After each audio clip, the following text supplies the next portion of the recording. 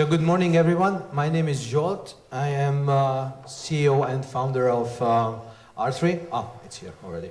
It's okay. R3 stands for Resilience, Restoration,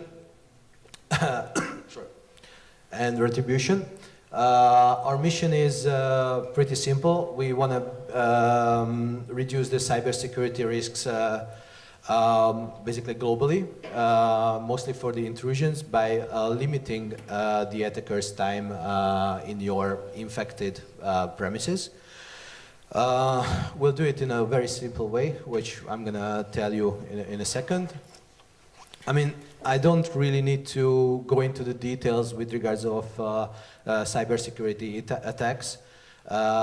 In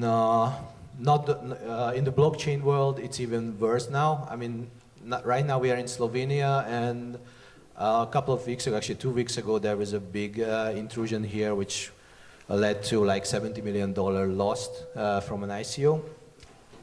But globally, it's a much worse problem. So it's $1 billion problem, multi-billion dollar problem. We came to the conclusion that most of the existing tools that you are having now, which is like the IDS, IPS services, like intrusion detection, intrusion prevention, are not enough. And because the attackers always have the advantage. What we want to do with R3, and actually what we are doing with R3, because the product is ready and we are already serving customers, is that we rob the time from the attackers that they can stay into in the premises. Meaning that we turn this asymmetric advantage from the attacker to the defender. How we are doing this?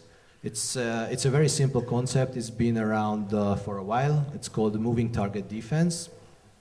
But no one has implemented it yet, except us. It's pretty simple. Let's go with an example that you have a house. You put all the defenses in the house, like cameras, wire, all this stuff. But if the burglar is determined and he knows the passwords and whatever, he can go through. What we do is pretty simple. When the attacker or the burglar gets into the house, and he basically steps in, the next minute the house is somewhere else. Because we moved the target from this location to a different location. This is what we are doing with servers over the last 5-6 years now, mostly in physical data centers. Basically, we minimize the intruder access time, we minimize the effects of the breach, and basically makes the attacker's life much harder by increasing the cost and time he has to or she has to spend getting into the system. So yeah, I mean, proven technology. We've been using virtualization so far, but we are moving to the blockchain as well, which I'm going to tell a bit later. Yeah, this is so first generation of customers. See, I mentioned that we are in the first phase of the blockchain part, but we already started with a couple of big names in the US. It's based in the research actually from George Mason University. So we got our first customers quite easily, which was actually Northrop Grumman. They were part of the development team as well. Over the last year, we moved towards let's say the old guys, the old hosting providers like AWS, Google Cloud, and so on and so on. So we created a very lightweight version of it. The next step is definitely blockchain, and this is where we are right now. What we figured out just recently, like basically 2 months ago, that if we do this rotation with the blockchain and distributed hosting, our costs and hence our customers' costs are much lower. So we started teaming up with decentralized hosting providers recently, and building a proof of concept for them.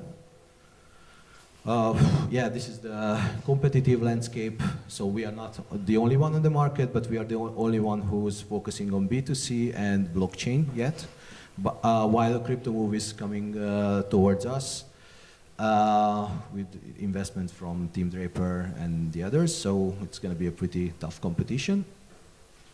This is the technology milestones. It's a bit outdated because we don't just have the MVP ready, but for the static and dynamic sites, protection is ready at the moment.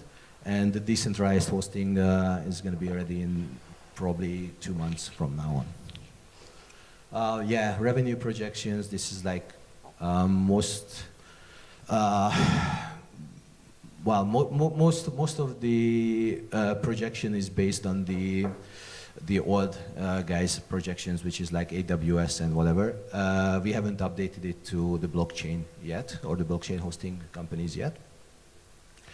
This is the team, I'll talk about that later. We have the advisory board ready, funding needs. We invested a couple $100K in the company, in this new company where we do the ICO with. And also in the pre-ICO, we already raised 5 million, so we are not really here to steal the money from the other competitors or the other pitchers. But after this presentation, feel free to come to me and I'll put you in the picture of more into the details of what R3 is doing. And thank you for your attention.